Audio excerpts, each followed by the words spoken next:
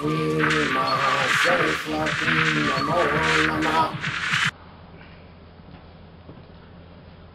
is Brother Harmonious, and we are here today to talk about the Tarot and Magic. The Tarot deck that I'm using is the one designed by Pamela Coleman Smith for Arthur Waite, and is sold as the Rider Tarot deck. The Tarot has rightly been called a philosophical and psychological tool for expanding the unconscious. It has also been used as an oracle device to divine the future. A lesser known use of the Tarot is as a tool of magic to make things happen in the world. Another way of saying that is it has been used for magic.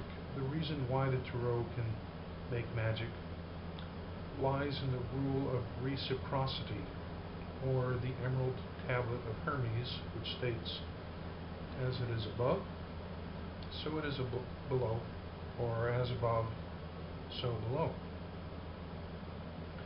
Now, what does this really mean? What it means is that everything is happening in the context of a duality. There's an upper plane and there is a lower plane. There's a spirit world and there is a material world. There is an unconscious world and there is a conscious world. These two extremes of nature are not independent from one another, but are in fact tied together or sympathetic to one another. What happens in the spirit world affects what happens in the material world. What happens in the world of the unconscious has reverberations in the world of the conscious. The opposite is also true, that what happens in the material world has a sympathetic effect on what happens in the spirit world. What we do in the conscious world reflects back to the world of the unconscious. The rule as stated explains how the Tarot can be used as a divination tool, and also a psychological one to gain insight into the unconscious. After all, if we look at a symbol in the material world, and it represents what is happening in the spiritual or unconscious world, then the Tarot is a kind of telescope for looking beyond this world. This is true when we draw a card without predetermination, otherwise called drawing a card at random. A card drawn at random has a meaning because it is the culmination of all the events happening at this moment in time on the spirit level. When we choose a specific card or set of cards in a predetermined sequence, we're doing exactly the opposite from seeing what will be. We're making a conscious decision about what is to be. Using the law of reciprocity, we're telling the universe, this is what I want to happen. That is magic. It is flipping the maxim of as above, so below around to make things happen in the spirit world based upon what we are doing in the material world. Now, when in the spirit world, the dynamic equation of power is in favor of the good and orderly, that has a favorable effect on life on our world.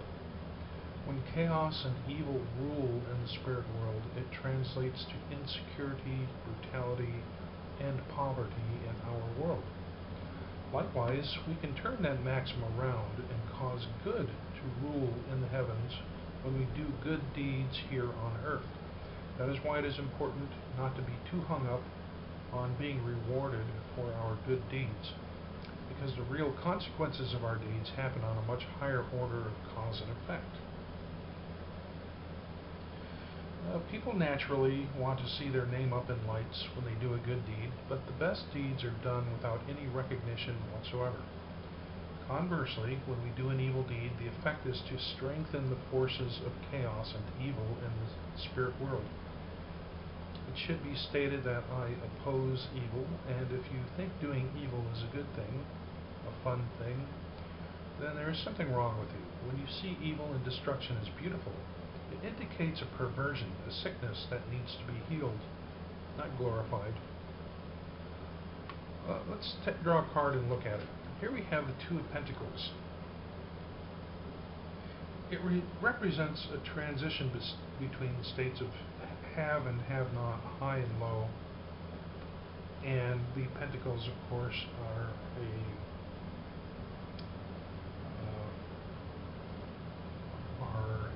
material thing. They represent coins, or their element is earth, so it's has a lot to do with the thingness of the world, money, health, the body, the corporeal structure of the universe, the underlying physicalness of the universe. He is juggling two coins suspended between a Mobius strip, or an infinity sign, or a figure eight which has no beginning and no end. It's a transitional state of between high and low, have and have not. In the background we see merchant galleons sailing on a wavy sea, and that represents how the tides of fortune rise and fall. The card by itself doesn't indicate which state we're in at this moment. Are we going from a state of plenty to loss, or from loss to plenty? All we can say is that this is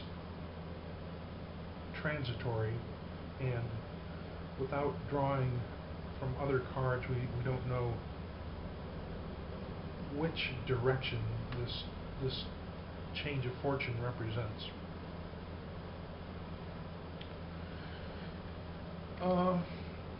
If drawn as a divining tool, this card could indicate we might expect a change in our fortune, but we could also consciously choose this card to contemplate upon, or in a magical ceremony in order to make change. We are thus telling the universe, I want this in my future. A little bit about my own philosophy on handling cards. I don't put too much stock in special handling instructions. I don't see that cards need to be purified in salt, for instance. Also, my own belief is that you can never draw an incorrect card. Whether you overshuffle a deck or undershuffle, the deck is of no consequence. Whether or not you draw randomly from the deck or draw from the top of the deck, the tarot will never be wrong.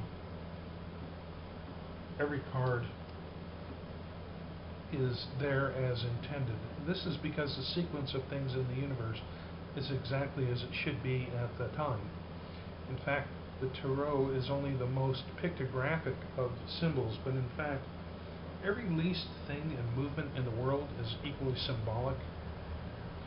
And finally, I never draw cards in reverse. I know that many experienced tarot readers do, but I don't. And I don't necessarily see that cards were meant to be understood in their opposite connotation by their orientation. I always shuffle and draw the cards right side up. So I sort of shuffle the card like this, shuffle the deck like that, and I make sure that the cards are always right side up. And I have never perceived an incorrect or unjust reading from doing it that way.